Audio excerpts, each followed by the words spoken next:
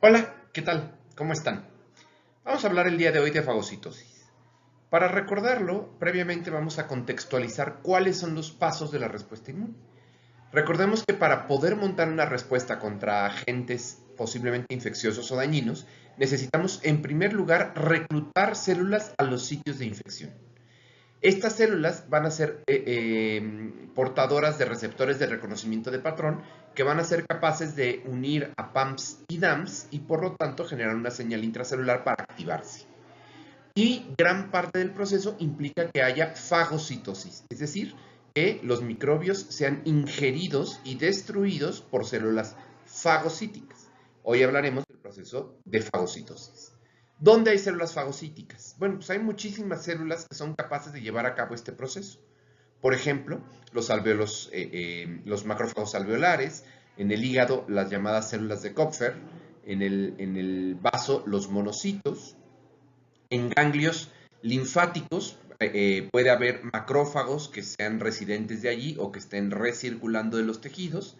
También las células madre precursoras en la médula ósea son capaces de generar fagocitosis, células sinoviales, fagocitos en el mesangio del riñón, en macrófagos en distintos órganos como en el vaso y pues las células cerebrales microgliales. Todas estas pueden llevar a cabo el proceso de fagocitosis. Recordemos también que los monocitos que se encuentran en la sangre provenientes del proceso de maduración de la médula ósea son capaces de migrar a los tejidos infectados o lesionados para que allí se activen y sean capaces de convertirse en macrófagos activados, lo cual es distinto de los monocitos, de los macrófagos que ya viven allí, los que nacieron en los tejidos. Estos macrófagos vienen propiamente de los monocitos fetales o bien de los monocitos postnatales, se diferencian y viven en las células microgliales, en el pulmón, en el corazón, en el vaso, en la piel, como macrófagos dérmicos, las células de Kupfer en el hígado, etc. Ahora, ¿cómo se destruyen los microorganismos? Bueno, hay varias maneras de destruirlos, pero uno de ellos es la fagocitosis. La fagocitosis puede estar favorecida por un proceso que llamamos opsonización. Esto significa que los microorganismos tienen pegado algo a su membrana, ya sea fracciones del complemento o como está dibujado en esta diapositiva, anticuerpos, inmunoglobulinas específicas, y estas inmunoglobulinas son reconocidas por los receptores de FC, y estos receptores de FC que se encuentran en la membrana de los fagocitos son capaces de desencadenar una señal de activación para llevar a cabo este proceso de fagocitosis y después, una vez introducido a la célula en una vesícula lisosomal el fagocito, en una vesícula fagocítica, perdón, se une el lisosoma y destruye a los microbios ingeridos. Esto es muy importante de que quede muy claro porque el proceso de opsonización puede suceder por varias moléculas. Las inmunoglobulinas son unas de las más conocidas. Y ahora, una vez que se ha llevado a cabo la fagocitosis, hay que presentar un antígeno. Pero ¿cómo se extrae ese antígeno? Una célula presentadora de antígenos que llevó a cabo fagocitosis va a presentar ese antígeno en un MHC clase 2 a un linfocito T cooperador.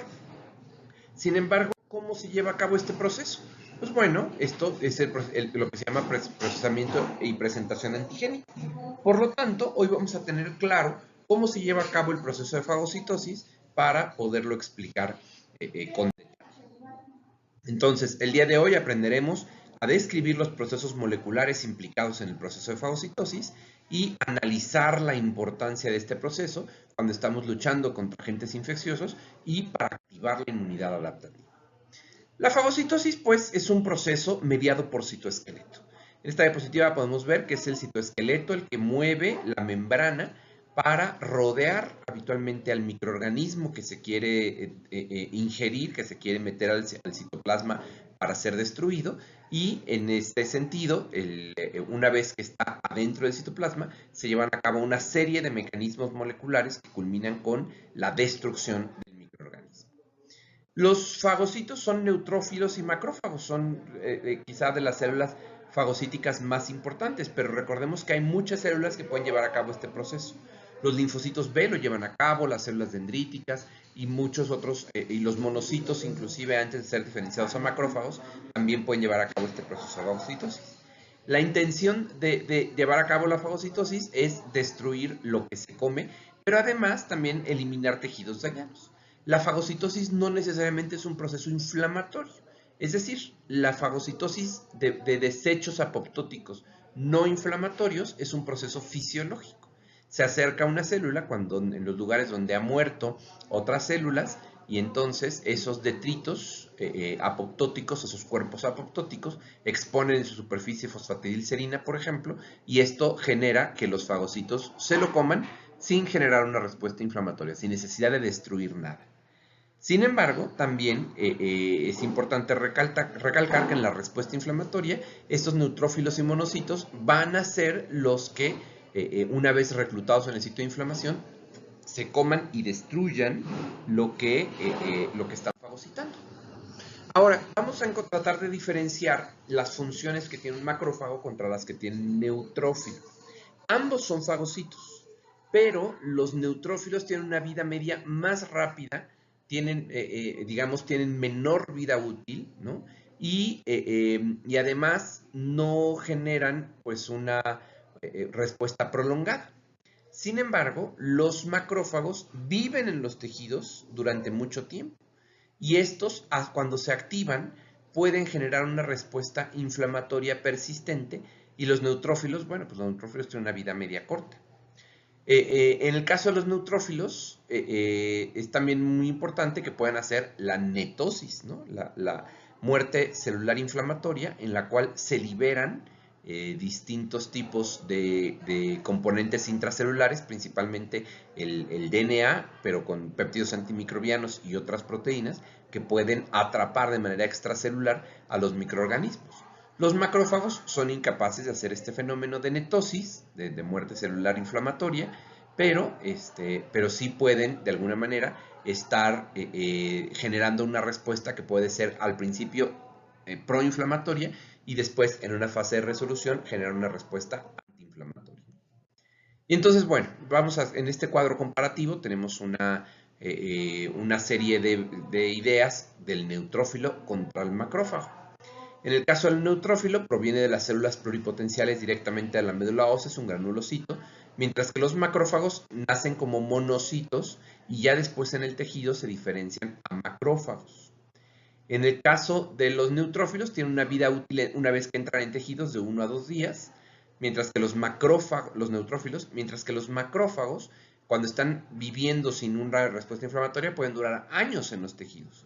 Y cuando son infiltrados por una respuesta inflamatoria y el monocito se convierte en macrófago, puede durar de días a semanas.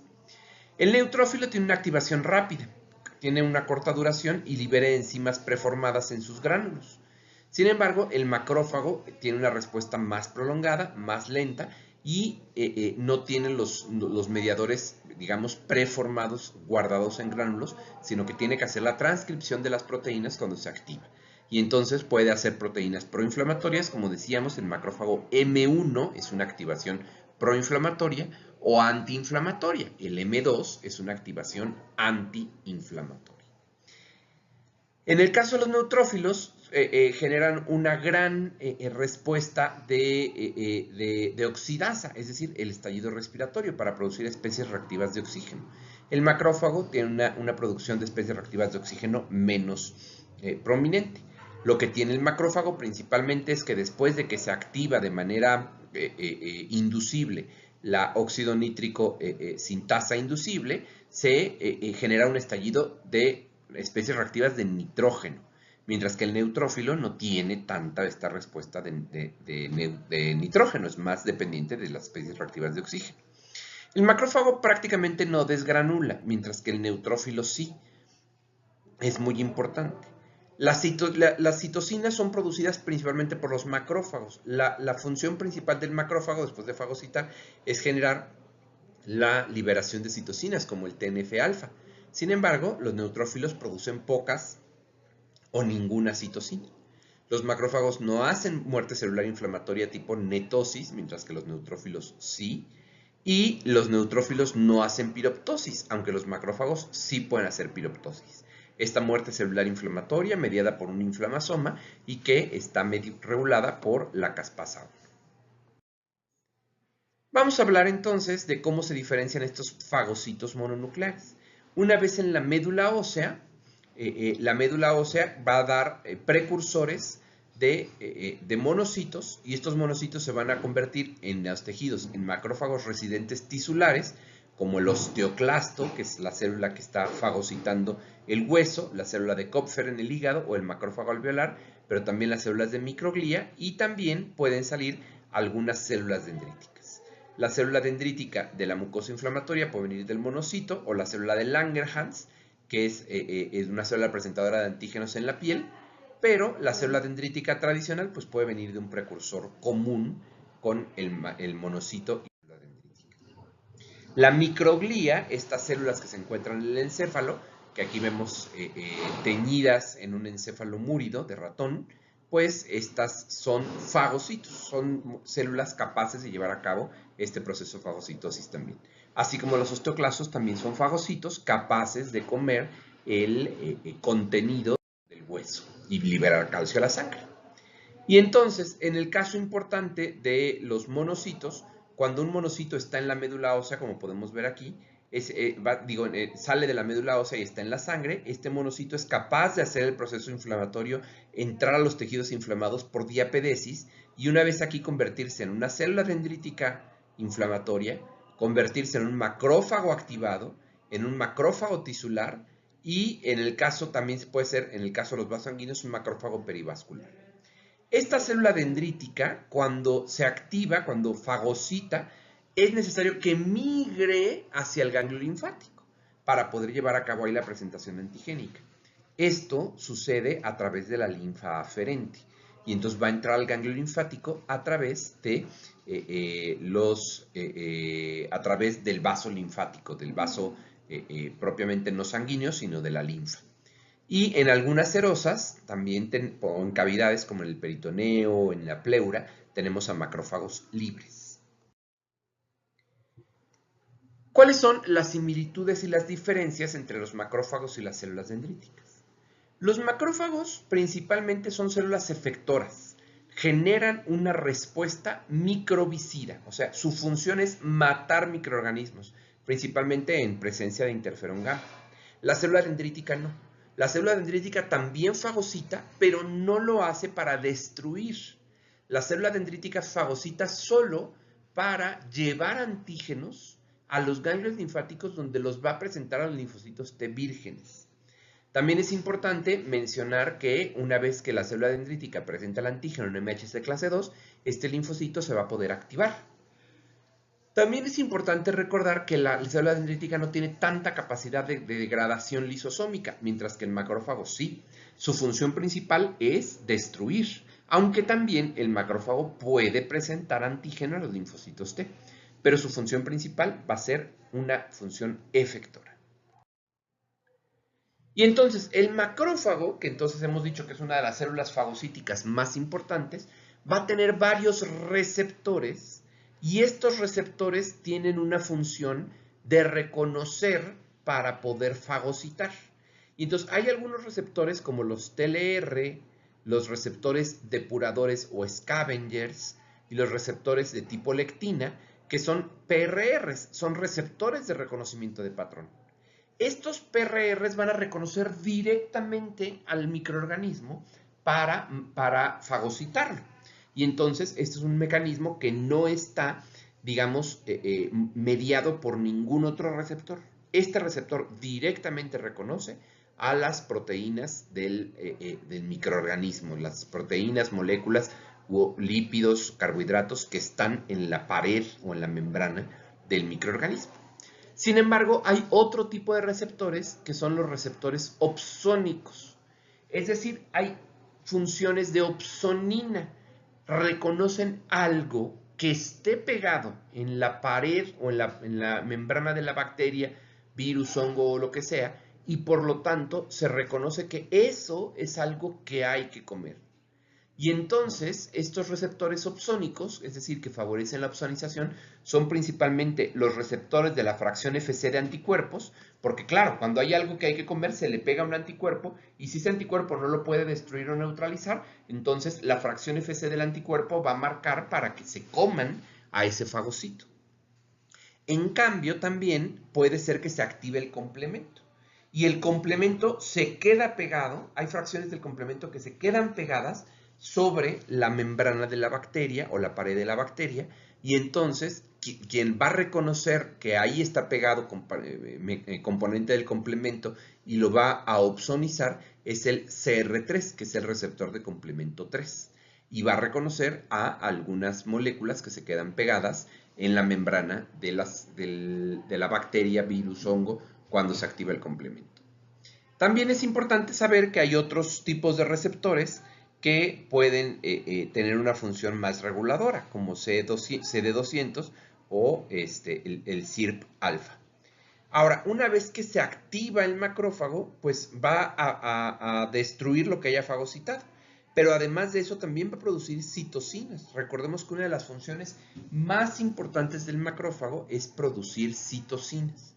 Entonces va a producir interleucina 1 beta, interleucina 18 por activación de caspasa 1, pero también interleucina 12, que va a favorecer la respuesta TH1 o TH17 de los linfocitos, la interleucina 10, que es antiinflamatoria, porque también a veces se requiere antiinflamar, la interleucina 5, que es eosinofilo-poietica, y el factor necrosis tumoral alfa, que es una molécula inflamatoria muy importante.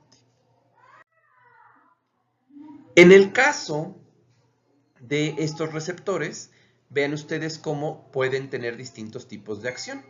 En el caso, por ejemplo, de los TLRs, pues recordemos que la vía de TLRs activa una cascada de señalización intracelular mediada frecuentemente por MID88, que va a culminar con la producción de citocinas proinflamatorias como TNF, interleucina 1, interleucina 6, interleucina 12, y esto es lo que va a ayudar a llevarse a cabo la inflamación.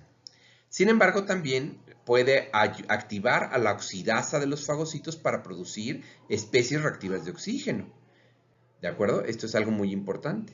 Pero también puede hacer que se active la óxido nítrico sintetasa inducible para producir óxido nítrico y esto ayude a matar a los microorganismos. Los receptores de la fracción Fc, que también opsoninan, que también son receptores opsónicos, también van a generar, que estos los tenemos aquí, estos van a generar que haya fagocitosis, van a inducir la opsonización. También los receptores de complemento inducen la opsonización. Y entonces, una vez que esto ha sucedido, lo que se fagocitó, pues se va a inducir su muerte. Ahora, también hay receptores de fosfatidilcerina que se expresa en la membrana, en el lado externo de la membrana de los cuerpos apoptóticos, de los detritos de una apoptosis.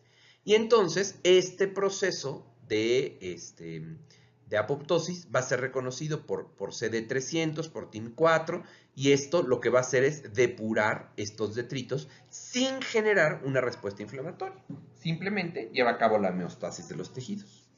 Y finalmente también los macrófagos o las células fagocíticas tienen receptores de citocinas. Estos receptores detectan cómo está el microambiente inflamatorio o antiinflamatorio y por lo tanto pueden inducir, si tenemos interferón gamma, pueden inducir que haya activación de los mecanismos efectores para destrucción de los microorganismos, como las especies reactivas de oxígeno. En cambio, si tenemos otras citocinas como son interleucina 4 o interleucina 13, que están hablando de que hay que hacer lo contrario de la respuesta TH1, entonces esto va a favorecer que haya producción de colágena, la producción de factores angiogénicos y entonces el propio macrófago va a ser el responsable de ayudar a la reparación de los tejidos. Y entonces, ¿cómo es que llevamos a cabo la opsonización? Bueno, pues aquí pueden ver, aquí hay microorganismos que tienen en su superficie ya C3b pegado o que tienen un anticuerpo pegado. Y entonces el receptor de complemento y el receptor de IG, de la fracción Fc de la IgG, pues inducen que haya fagocitosis. También directamente el reconocer un carbohidrato por un receptor de tipo lectina va a inducir fagocitosis. Entonces empieza a formarse la vesícula fagocítica alrededor de lo que vamos a comer, se cierra y ahora se forma una vesícula en el interior de la célula que es un fagosoma. El fagosoma tiene en su interior a la bacteria o cualquier otra cosa que nos hayamos comido, que la célula se haya comido. Este fagosoma, la bacteria ahí adentro, pues todavía sería viable. Está en su ambiente, está en el ambiente acuoso con el que fue fagocitada. Para destruirla se le tiene que unir un lisosoma. Un lisosoma viene del retículo endoplásmico y trae enzimas proteolíticas. Este endosoma se va a unir al fagosoma y a la unión de fagosoma con lisosoma se le llama fagolisosoma. El fagolisosoma es en donde se va a llevar a cabo la destrucción de esa bacteria o cualquier otra cosa que la célula haya fagocitado. En el caso de las especies reactivas de oxígeno, depende del oxígeno dentro del fagosoma que haya una fagocitooxidasa y esta oxidasa va a convertir el oxígeno en especies reactivas de oxígeno. Y en el caso de las especies reactivas de nitrógeno, lo que va a suceder principalmente es que la arginina, que es un aminoácido que puede donar su grupo, un grupo nitrato de su cadena de su cadena lateral, y a través del óxido nítrico inducible, el óxido nítrico sintetasa inducible, la arginina se convierte en citrulina, que ya no tiene un grupo amino, y dona ese grupo amino a formar óxido nítrico, que también tiene capacidades destructivas para la bacteria. Entonces, estas enzimas que se encuentran en el lisosoma van a destruir la bacteria, pero también van a ser altamente tóxicas para la bacteria, las especies reactivas de oxígeno y el óxido nítrico que se encuentra en el fagolisosoma. Y entonces vean, aquí tenemos una animación en la cual pues una bacteria, un fagocito se acerca, un macrófago se acerca y entonces empieza a depurar todo lo que se encuentra ahí, ¿no? Hay bacterias ahí, pues se las come y comerse a las células las va a destruir en el fagosoma. Y entonces vean aquí los pasos. En primer lugar, la bacteria se atrapa por estas evaginaciones de la membrana que se llaman pseudópodos, ¿no? O sea, así como si fueran pies, ¿no? Como si fueran extensiones de la célula y después estos pseudópodos se unen entre sí para cerrarse alrededor de la bacteria y entonces formar el fagosoma. Al fagosoma se le une el lisosoma para formar el fagolisosoma. En el fagolisosoma, las enzimas del lisosoma y las especies reactivas de oxígeno destruyen a la bacteria y entonces estos productos que destruidos pues se eliminan. Cuando esto es llevado a cabo por macrófagos o células dendríticas, hay pedacitos de la bacteria que no son simplemente eliminados, sino que se cargan en un complejo principal de histocompatibilidad para ser presentados en su superficie a linfocitos T. Y entonces vamos a ver los mecanismos dependientes de oxígeno. Miren, ¿qué es lo que sucede? ¿Cuáles son las enzimas, como la superóxido dismutasa y la catalasa, que generan una respuesta mediada por oxígeno? Bueno, en primer lugar, tenemos que el oxígeno molecular, ¿no? Aquí podemos ver cómo el oxígeno está claramente completo en sus electrones, en sus orbitales. Cuando nosotros le agregamos un electrón adicional, esta unión lo que va a generar es una sobrecarga de electrones en el último orbital del oxígeno que nos da un radical que se llama anión superóxido. Este anión superóxido, como tiene un electrón de más, anda pegándose ese electrón a cualquier lugar que sea necesario. Y entonces esto lo que va a hacer es generar cambios en las proteínas, en los microorganismos que destruyen su membrana celular. Sin embargo, si le agregamos más electrones, entonces ahora podemos tener esta molécula que se llama peróxido de hidrógeno. El peróxido de hidrógeno por sí mismo no es tóxico para las proteínas, pero es altamente inestable. Entonces, lo que hace el peróxido de hidrógeno es que puede producir, a través de otra oxidación, puede producir un ion hidroxilo. Este ion o radical hidroxilo tiene, como pueden ver, casi lleno de orbitales el de electrones, el último orbital del oxígeno. Sin embargo, esto genera que aquí este ion hidroxilo ande hidroxilando a lo que se le pegue enfrente. Cualquier proteína se puede dañar por este hidroxilo. Entonces, esta proteína, lo que vamos a tener es que si se pega a una proteína de bacteria, pues la va a destruir. Y finalmente, si esto se vuelve a oxidar, pues ya vamos a tener el agua. El agua pues ya no es tóxica. Los mecanismos entonces para generar radicales libres de oxígeno están principalmente dados por la superóxido dismutasa. Es una enzima que va a convertir el oxígeno en anión, el anión superóxido en peróxido de hidrógeno, y luego la catalasa va a generar el cambio de peróxido de hidrógeno hacia agua. La catalasa es la enzima que evita que la producción de especies reactivas de oxígeno terminen dañando a la propia célula que los produjo. Es una enzima protectora. Y entonces miren, aquí tenemos también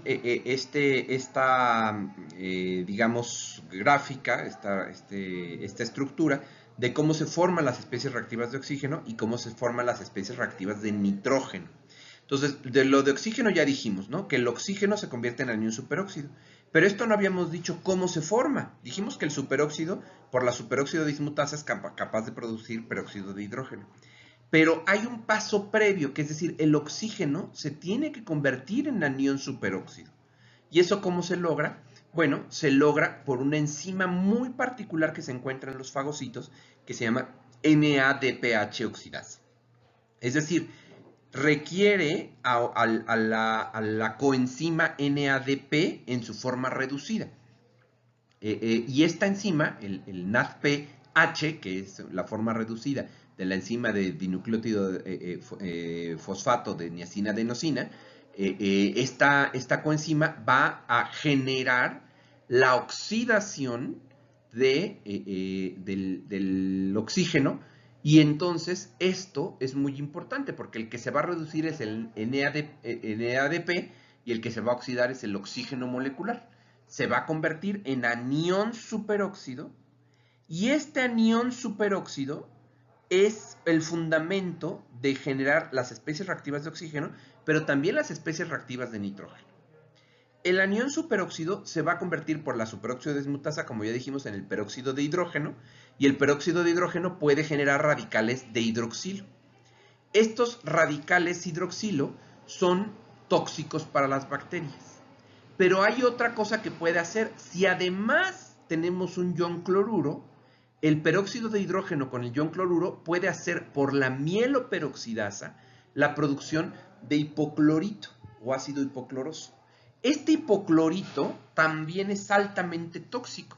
Además de tener el último orbital del oxígeno libre, pues tiene esta molécula de ion cloruro que al formarse con el oxígeno y formar el hipoclorito, pues es altamente reactiva con cualquier proteína.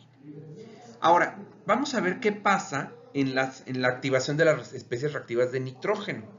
Bueno, aquí lo más importante de las especies reactivas de nitrógeno es que, empezando por un aminoácido fisiológico, un aminoácido normal, un aminoácido que se encuentra en el citoplasma como la arginina, se va a generar la óxido nítrico sintasa inducible, la INOS. La INOS le va a quitar el nitrato, un grupo amino a la arginina, para dejarla con citrulina, y va a generar a través de una oxidación, óxido nítrico. El óxido nítrico ya es una especie reactiva de nitrógeno, ya es tóxica. Sin embargo, puede hacer formas más tóxicas. Si se une con el anión superóxido, puede hacer el peroxinitrito. El peroxinitrito es una molécula muy, muy tóxica. Y finalmente, si tenemos un metabolito del óxido nítrico, podemos sacar nitrosotioles, que son moléculas que en un grupo sulfidrilo se les pega un nitrato, un grupo nitro, y entonces se genera dióxido de nitrógeno. El dióxido de nitrógeno también es muy tóxico, así como lo es el óxido nítrico. para lo que hayamos comido, para lo que se haya fagocitado. Ahora, les quiero platicar que existe en la clínica una prueba que no se utiliza mucho más que en los pacientes que tienen alguna deficiencia de fagocitosis. No lo hacemos siempre, pero es muy importante comprender cómo funciona esta técnica. Se llama prueba de reducción del NBT. El NBT es un componente químico, es una molécula química que simplemente se llama azul de tetrasolio, el nitroazul de tetrasolio.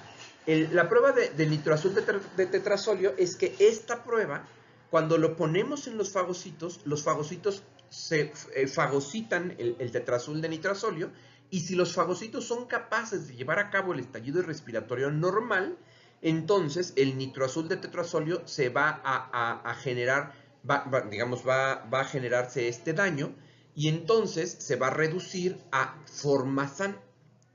Sin embargo, si no funciona bien la fagocitosis, si no lleva a cabo el estallido respiratorio, entonces no se va a llevar a cabo esta reducción y vamos a tener una, la persona no va a llevar a cabo el estallido respiratorio y por lo tanto no va a cambiar de color. Entonces vean, aquí podemos ver claramente cómo se lleva a cabo la reducción del nitroazul de tetrasolio y se ve azul. En cambio, acá no. Acá no se llevó a cabo la reducción y por lo tanto no se ve azul. Este caso que tenemos aquí a la izquierda es un caso de enfermedad granulomatosa crónica por deficiencia en la fagocitosis. Entonces, quizá, ¿cuál es el sistema más efectivo, bactericida más eficaz? Pues el sistema de peróxido de hidrógeno y de mieloperoxidasa, que utiliza un haluro, es decir, el cloro, ¿no? Y entonces, el cloro, que es el haluro, va a generar el hipoclorito, como decíamos. El peróxido de hidrógeno se va a convertir en un radical hidroxilo, y este radical hidroxilo también es un agente destructor, que destruye lípidos, proteínas, ácidos nucleicos. Ahora, hay otros mecanismos que no dependen de la reducción, que también generan muerte para las bacterias que han sido fagocitadas, pero que no dependen de las especies reactivas de oxígeno. Uno de ellos son los péptidos catiónicos, pero también las enzimas proteolíticas y la privación de nutrientes. ¿Cuáles son los péptidos catiónicos? Pues son cationes que también son capaces de interactuar con proteínas de las bacterias para cambiar su estructura química y por lo tanto generar una desnaturalización de su función biológica. También tenemos enzimas que rompen proteínas y entonces esto va a ayudar a que todas las proteínas de la pared bacteriana o que estén adentro del fagolisosoma sean destruidas químicamente, enzimáticamente, y por lo tanto ya no tengan una función infecciosa. Pero también lo que puede hacer el fagocito es que al englobar a la bacteria dentro de la membrana, pues va a privarla de nutrientes y entonces la bacteria se va a morir. Hay algunas proteínas que pueden ser secretadas, pero que también pueden encontrarse adentro del fagolisosoma que podemos tener una respuesta inmunológica. Por ejemplo, las defensinas y las catelicidinas. Las defensinas son proteínas que al estar pegadas a la pared de la bacteria van a generar cambios en la carga de las proteínas o de la membrana que van a hacer que se destruya la membrana y entonces se va a destruir la bacteria. Vean ustedes aquí cómo estas defensinas lo que generan es, se pegan a la membrana debido a las cargas, porque el lado interno de la defensina, el lado externo de la membrana tiene carga negativa, y entonces se unen las defensinas que tienen cargas positivas, y entonces esto hace un cambio para generar que las defensinas hagan huecos en la membrana, y por lo tanto se dañe la membrana celular. Por eso es un péptido antimicrobiano, nos ayuda a responder contra los microbios. Y entonces vean, aquí hay varios péptidos antimicrobianos. El péptido se inserta a la membrana, se inserta, se enclava en el interior de la membrana por su carga, y conforme van entrando más péptidos, estos péptidos generan un hueco en la membrana y entonces esto hace que se agreguen los péptidos, se rompa el espacio y haya un hoyo por el cual pueden entrar y salir pues todos los contenidos, electrolitos, etcétera, lo que hace que se pierda la estabilidad de la célula y esa célula muera. Las catelicidinas son moléculas que están en muchos gránulos, en gránulos de los neutrófilos, en los gránulos secundarios de los neutrófilos, pero también pueden estar en los macrófagos, en los monocitos, en los queratinocitos, y entonces la forma activa de la catelicidina lo que va a hacer es inhibir al DNA bacteriano. Se une al DNA, y acuérdense que el DNA de las bacterias se encuentra en su citoplasma, por lo tanto se une al DNA y ahí directamente evita su replicación. También se pueden ir al LPS y neutralizarlo. Y puede tener un papel sinérgico con la lisozima en la leche materna. Ahora, dentro de las enzimas proteolíticas, la más importante es esta, la lisozima. La lisozima se encuentra, pues, por ejemplo, en la saliva o en algunas otras secreciones, pero también se encuentra en los granos azurófilos de los neutrófilos. ¿Qué hace la lisozima? Cataliza la hidrólisis, la ruptura de las uniones de algunos componentes del peptidoglicano de las bacterias gram positivas. Por ejemplo, las uniones beta 1,4 del ácido N-acetilmurámico y N-acetil-D-glucosamina. Rompe estas uniones y genera que se pierda la pared de las bacterias gram positivas y por lo tanto las destruye, ¿no? Entonces, esta es una de las enzimas más importantes. Hay otra enzima, por ejemplo, que es la lactoferrina, que es una glicoproteína. Esta lo que va a hacer es privar un nutriente esencial en la replicación bacteriana. Y entonces evita que las bacterias crezcan, o sea, reduce su disponibilidad de nutrientes para proliferar. Esta también es sintetizada por neutrófilos y también se encuentra en lágrimas, saliva, fluidos seminales, vaginales, leche materna, y es muy importante en la respuesta frente a este tipo de microorganismos. Y entonces, bueno, así como manera de resumen, ¿qué puede hacer un neutrófilo? Un neutrófilo puede hacer muchas cosas. Puede fagocitar.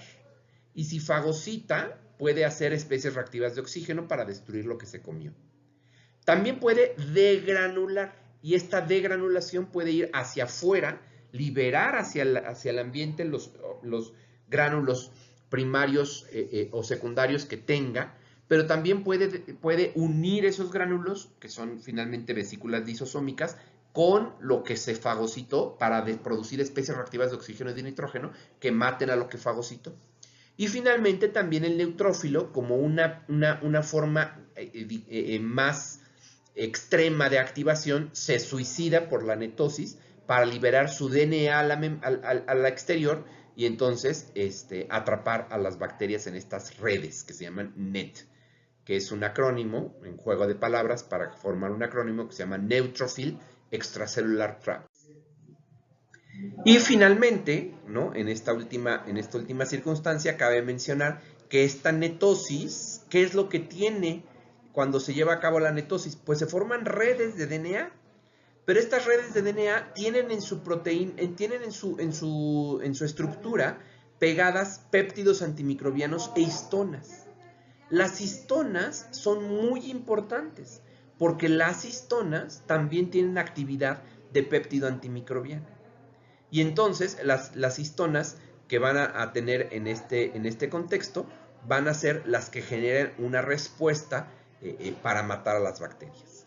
La netosis puede tener su lado malo.